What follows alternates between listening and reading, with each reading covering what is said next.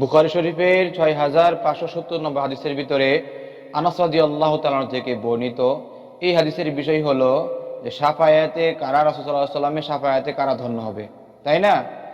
হাদিসটা হলো আন আবি হুরায়রা রাদিয়াল্লাহু তাআলা আনহু قال আন্নাহু قال قلت يا رسول الله সাল্লাল্লাহু আলাইহি ওয়াসাল্লাম, হযরত আবু হুরায়রা রাদিয়াল্লাহু থেকে বর্ণিত, তিনি বলেন কুলতু, আমি বললাম, ইয়া রাসূলুল্লাহ মান আসআদুন নাসি বিশাফাআতি ইয়াউমাল কিয়ামা, কিয়ামতের দিন সবচেয়ে বেশি সৌভাগ্যবান কে হবে আপনার শাফায়াত পাবে? ফাকালা লাকাদ যানানতু ইয়া আবা হুরায়রা, এখানে রাসূলুল্লাহ সাল্লাল্লাহু আলাইহি ওয়াসাল্লাম আবু হুরায়রাকে বলেন, আবু হুরায়রা আল্লাহ ইয়াসআলানি আন হাযাল হাদিসে আহাদুন আউওয়ালা মিনকা লিমা রাআইতু মিন হিরসুকা আল হাদিসে। এখানে হাদিসের ভিতরে একটা কথা নিয়ে আসছে, সেই কথাটা হলো যে হে আবু হুরায়রা, আমি তোমাকে এই হাদিসের ব্যাপারে এত আগ্রহ দেখলাম, ইলমে দ্বীন অর্জন করার জন্য মানুষের যে আগ্রহটা আবু হুরায়রার চেয়ে অধিক কারো কাছে ছিল না। এই জন্য সর্বপ্রথম আবু হুরায়রা কি করেছে, রাসূলের কাছে প্রশ্নটা করলো।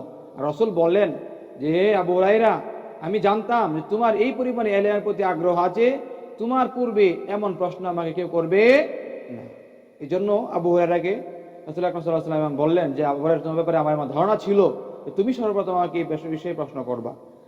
ইলমের ব্যাপারে আবু হুরায়রা রাদিয়াল্লাহু তাআলা আনহু কি পরিমাণ আগ্রহ ছিল এই হাদিস থেকে সুস্পষ্ট, সেটাও কি হয়ে যায়, ধারণা হয়ে যায়।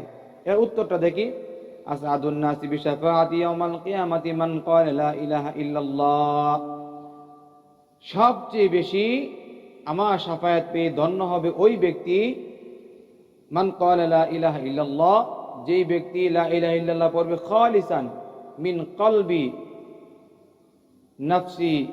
নাফসিহি, যে তার অন্তরস্থল থেকে যেই ব্যক্তি ইখলাসের সাথে, ইয়াকিন এবং ইখলাসের সাথে লা ইলাহা ইল্লাল্লাহ পাঠ করবে, এই ব্যক্তি আমার শাফায়াতে ধন্য হবে।